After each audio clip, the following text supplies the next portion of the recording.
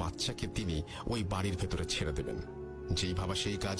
ওই বাড়ির পাঁচিল খুব বেশি উঁচু নয়, তাই কুকুরটিকে পাঁচিল টপকিয়ে বাড়ির ভেতরে পাঠিয়ে দিল এবং তাড়াতাড়ি উঠলেন তিনি তার বাড়ির ছাদে কি হচ্ছে তা দেখার জন্য। তিনি দেখলেন কুকুরটি কিছুক্ষণ বাড়ির উঠোনে ঘোরাঘুরি করলো। হঠাৎ করে কুকুরটি গলা ছেড়ে বীভৎস রকমের চিৎকার শুরু করলো। দেখে স্পষ্ট বোঝা যাচ্ছিল ভয়ানক কিছু একটা দেখলে কুকুর যেভাবে রিয়্যাক্ট করে সেটাই হচ্ছে। সেই বাড়িওয়ালা খুব ভয় পান, কারণ কুকুরটির সামনে তিনি কিছু দেখতে পাননি। তাহলে এমন কি দেখেছে কুকুরটি যে ভয় পাচ্ছে তা উনি ঠাহর করতে পারছিলেন না।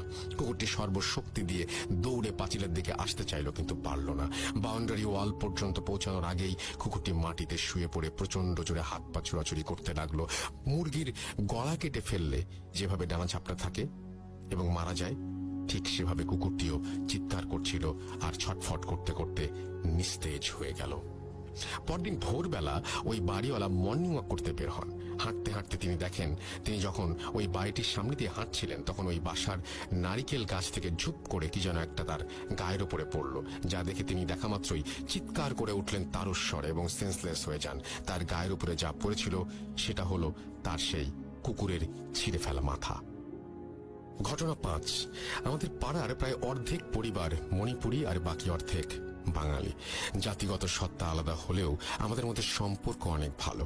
পাড়ার কিশোর বয়সের মণিপুরী ও বাঙালি ছেলেমেয়েরা মাঠে গোল হয়ে বসে আড্ডা দিচ্ছিল।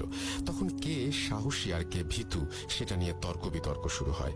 এক পর্যায়ে সাগর নামে এক মণিপুরী কিশোর দাবি করলো সে নাকি সব থেকে সাহসী। তখন সবাই তাকে প্রমাণ দিতে বলল। সাগর বলল সে নাকি ভুতুরে বাড়ির ভেতর ঢুকবে এবং সেখান থেকে বের হয়ে আসবে। সকলে তার এমন কথা শুনে আঁতকে উঠল। সবাই মিলে তাকে বারবার এই কাজ করতে নিষেধ করতে লাগলো। সবাই বলল যে অন্যভাবেও নিজের সাহসের প্রমাণ দেয়া যায়, কিন্তু সে জেদ করে রইল যে সে বাড়ির ভেতরে যাবেই।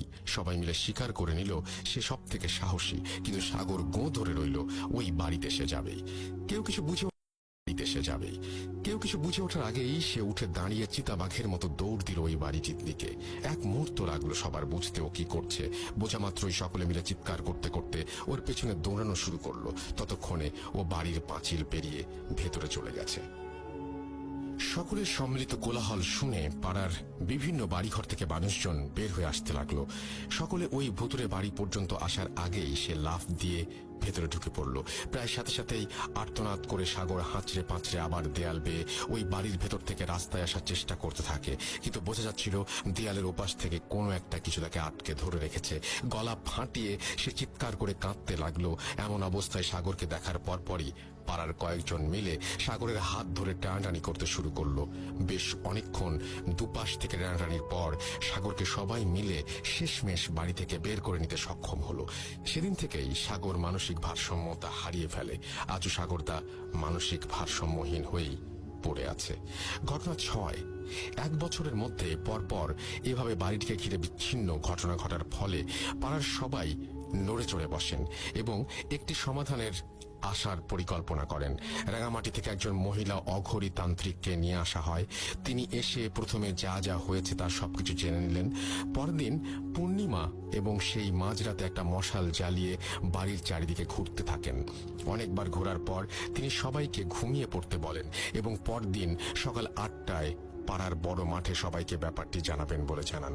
পরদিন 8টা, সকলে অধীর আগ্রহ নিয়ে অপেক্ষা করছে কি হয় সেই রহস্য জানার জন্য। তান্ত্রিক এলেন। তিনি বললেন, তোমাদের পাড়ার ওই বাড়িটি থেকে এই সমস্যা দূর করা সম্ভব নয়, কারণ ওই বাড়িতে অর্ধ শতাধিক শক্তিশালী জিন মিলেমিশে বাস করে। এরা কখনো কারো ক্ষতি করবে না, কিন্তু যদি কোনো মানুষ বা প্রাণী ওদের শান্তি নষ্ট করে তাহলে ওরা সেই মানুষের ক্ষতি করবে, এমনকি মেরেও ফেলতে পারে।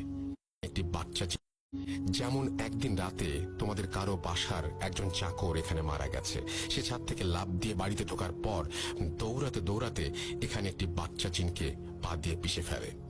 সাথে সাথে সেখানকার জিনেরা মিলে তাকে জমের দুয়ারে পাঠিয়ে দেয়। তেমনি বিড়ালগুলোও সেখানে জিনকে আছড়ে দিয়েছিল বা কারো স্পর্শ লেগেছিল, সেই জন্য বিড়ালদের সাথেও এই দুর্গতি হয়। একটি সাধারণ জিনকে কাবু করাই অনেক ঝুঁকিপূর্ণ ব্যাপার, আর এখানে তো 50টিরও বেশি শক্তিশালী জিন।